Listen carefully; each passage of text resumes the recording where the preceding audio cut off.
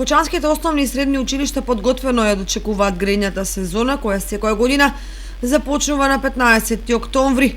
Основното училиште Марина Попиванова има доволно количини нафта за старт на грејната сезона, информираше директорот Благој Петров. И во основното училиште Раде Кратовче поради ниските утрински температури, како што изјави директорот Благој Давидков, училиштето започна со загревање на просториите пред неколку дена.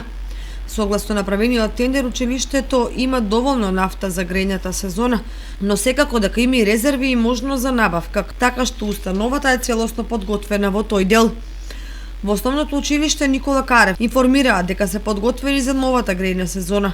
Имаат доволно нафта, а Централното училиште освен нафта комбинирано користи и топла вода од геотерма, така што целосно се подготвени за новата грејна сезона, информираше директорката Билјана Петрова и додаде дека грејната сезона подготвено ја дочекуваат и подрачните училишта и продолжениот престој за кои се набавени доволни количини огревно дрво.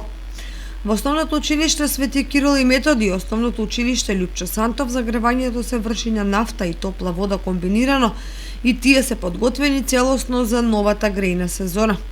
Директорот на основното училиште Свети Кирил и Методи Даниел Кралев информираше дека во претходните денови е направена целосна контрола на парните котли и се ставени во функција.